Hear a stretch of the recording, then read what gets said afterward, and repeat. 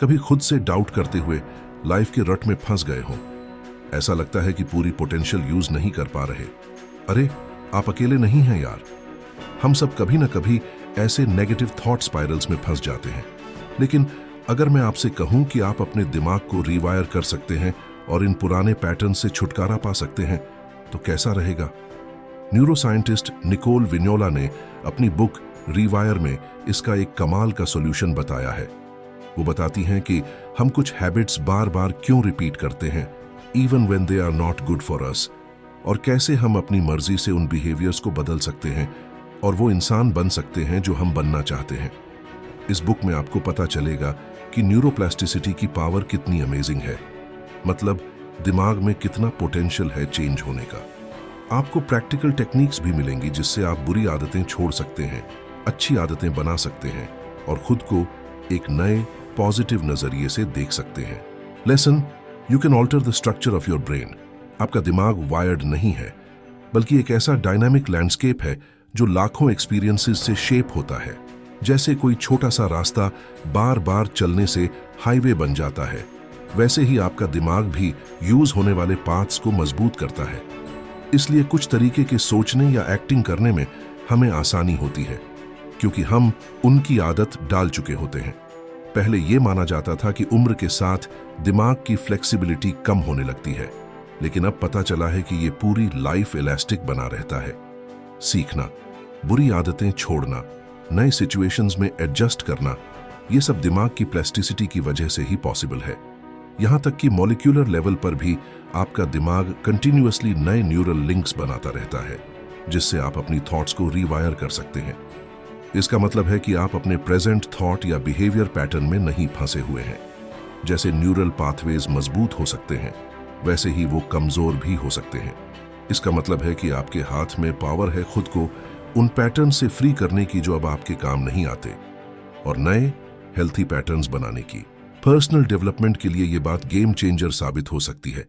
आपके पास अपने inner mind पर उतना कंट्रोल है जितना आप सोच भी नहीं सकते। जब आप रोज वही सोचते या करते हैं जो आप बनना चाहते हैं, तो आप फिजिकली अपने दिमाग को उस इंसान में बदलना शुरू कर देते हैं। यह सिर्फ फैसिनेटिंग साइंस नहीं है, ये इनक्रेडिबली एम्पावरिंग भी है। इसका मतलब है कि आपका दिमाग सिर्फ सोचने की मशीन नहीं है, ये एक ऐसा ऑर्गन है जो आपको कॉन्स्टेंटली इंप्रूव और ट्रांसफॉर्म करने में हेल्प करता है। अगर हम अपने इनर वर्ल्ड को एक्टिव समझें, तो ये हमें सेल्फ इंप्रूवमेंट की मोटिवेशन देता है और अपने दिमाग की नेचुरल प्लास्टिसिटी के जरिए हमें अपनी लाइफ को फुलफिलिंग और पर्पसफुल बनाने का मौका देता है। Lesson, the easiest way to rewire your brain is to pay attention to your information diet. आप जो मीडिया कंज्यूम करते हैं, social media, TV shows, magazines, वो आपकी सेल्फ इमेज को शेप करता है। इन प्लेटफॉर्म्स पर हमें ब्यूटी और सक्सेस के अनरियलिस्टिक स्टैंडर्ड्स दिखाए जाते हैं, जो हमारी मेंटल वेलबीइंग को हार्म करते हैं। इसलिए ध्यान रखें कि आप अपने दिमाग को क्या फीड कर रहे हैं। रिसर्च स्टडीज बताते हैं कि सोशल मीडिया का ज्यादा यूज करने से लोनलीनेस, एंजाइटी और डिप्रेशन जैसी फीलिंग्स आ सकती है। ऐसे अकाउंट्स को अनफॉलो कर दें जो आपको बुरा फील कराते हैं। स्क्रीन टाइम लिमिट करें, खासकर बेड टाइम पर। सुबह उठने के बाद आपका माइंड थॉट्स और रिफ्लेक्शन के लिए सबसे ज्यादा रिसेप्टिव होता है। उस वक्त फोन यूज करने के बजाय इस क्वाइट टाइम का यूज दिन की अच्छी शुरुआत करने के लिए करें।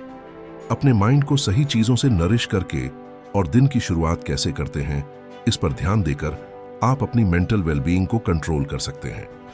इस तरह आप एक पर्पसफुल लाइफ जी सकते हैं। जी, lesson, changing habits is about discipline not motivation. यार, हैबिट्स चेंज करना आसान नहीं होता। वो जो अभी से शुरू करता हूं वाला जोश होता है ना, वो कुछ ही वीक्स में ठंडा पड़ जाता है, क्योंकि हमारा दिमाग ऑटो पायलट मोड में वापस उसी पुराने रूटीन में चला जाता है, जैसे किसी गड्ढों वाली सड़क पर चलते रहना।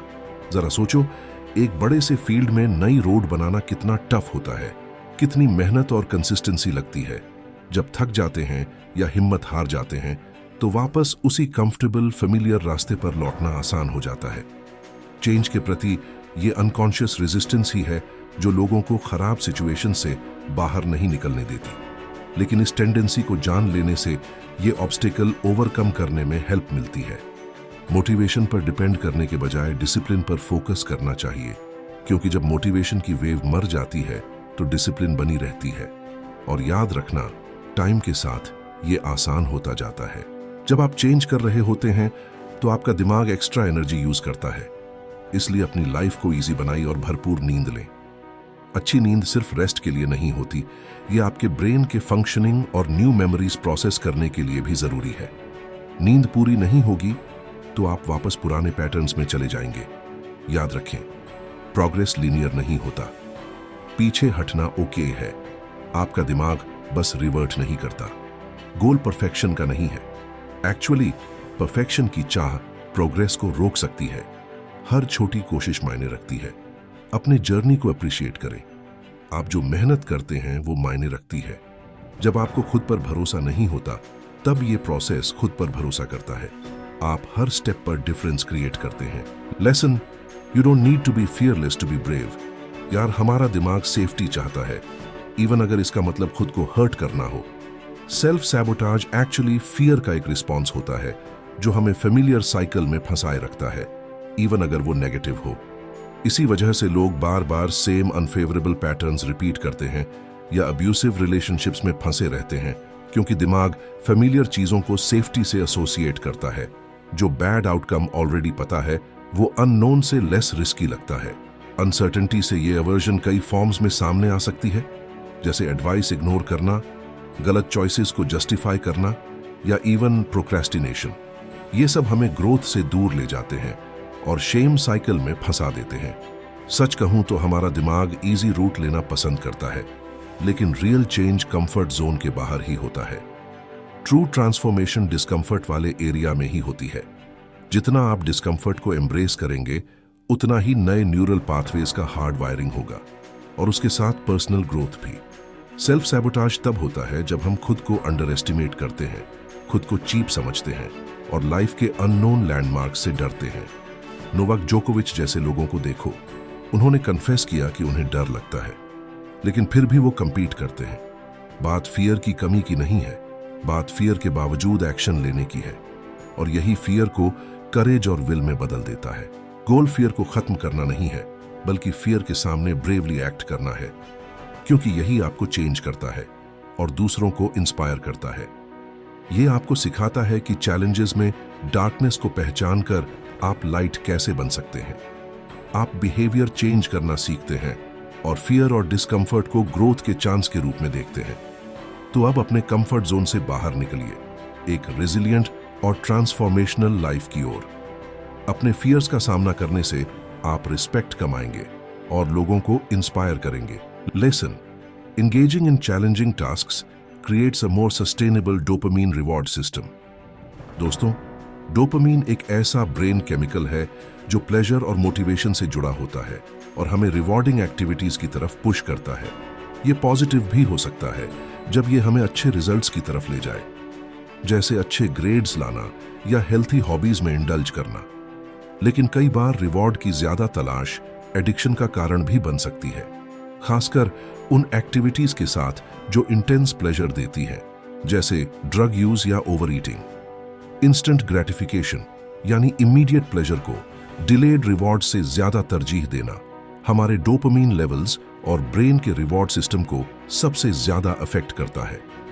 सोशल मीडिया स्क्रॉल करना या वीडियो गेम्स खेलना हमें बिना ज्यादा एफर्ट के डोपामीन का क्विक हिट देता है। कभी कभार ऐसा करना बुरा नहीं है, लेकिन किसी भी चीज की अधिकता इस एक्टिविटी पर डिपेंडेंस का साइकिल क्रिएट कर सकती है और दूसरी एक्टिविटीज जिन्हें ज्यादा एफर्ट की जरूरत होती है करने की मोटिवेशन कम कर सकती है। इससे इंस्टेंट ग्रेटिफिकेशन पर डिपेंडेंट यूजर्स के ब्रेन के रिवॉर्ड सिस्टम पर नेगेटिव इंपैक्ट पड़ता है। टाइम के साथ मोटिवेटेड फील करने के लिए ज्यादा से ज्यादा डोपामीन की जरूरत पड़ती है और कम ही ऐसे एक्शंस पॉसिबल रह जाते हैं जिनमें टाइम और एफर्ट लगता है। ये जानना बहुत जरूरी है, खासकर अगर आपको लो मोटिवेशन की प्रॉब्लम है। इंस्टेंट ग्रेटिफिकेशन से मिलने वाला डोपामीन का रश कुछ ही सेकंड्स में खत्म हो जाता है और अक्सर क्रैश भी होता है। फोकस उन एक्टिविटीज पर करना चाहिए जो डोपामीन में रियल इंक्रीज लाती है, जैसे एक्सरसाइज करना या क्रिएटिव परस्यूट्स में इंडल्ज करना। एक एग्जाम्पल है कोल्ड वाटर एक्सपोजर, जो डोपामीन लेवल्स को कई घंटों के लिए डबल से भी ज्यादा कर देता है। ऐसी एक्टिविटीज हेल्थी डोपामिन सिस्टम को सपोर्ट करती है और अनहेल्थी स्पाइक्स से बचाती है, जो एडिक्शन और एंजाइटी, डिप्रेशन जैसी नेगेटिव फीलिंग्स को ट्रिगर करते हैं। डोपामिन और इंस्टेंट ग्रेटिफिकेशन के मैकेनिक्स को समझकर आप लॉन्ग टर्म गोल्स और एक फुलफिलिंग लाइफ की तरफ अपनी मोटिवेशन को बेहतर मैनेज कर सकते हैं। फाइनल समरी, इस बुक में आपने सीखा कि कैसे न्यूरोप्लास्टिसिटी की मदद से आप अपने ब्रेन और हैबिट्स को चेंज कर सकते हैं, पॉजिटिव मीडिया कंज्यूम करना, इंस्टेंट डिजायर्स में ना बहना और डोपामिन लेवल्स को बैलेंस रखना लॉन्ग टर्म मोटिवेशन को बढ़ा सकता है। ग्रोथ कंफर्ट जोन के बाहर ही होती है, इसलिए चैलेंजेस एक्सेप्ट करें, अपने ब्रेन को ट्रांसफॉर्म करें और एक मीनिंगफुल और फुलफिलिंग लाइफ जीना शुरू करें।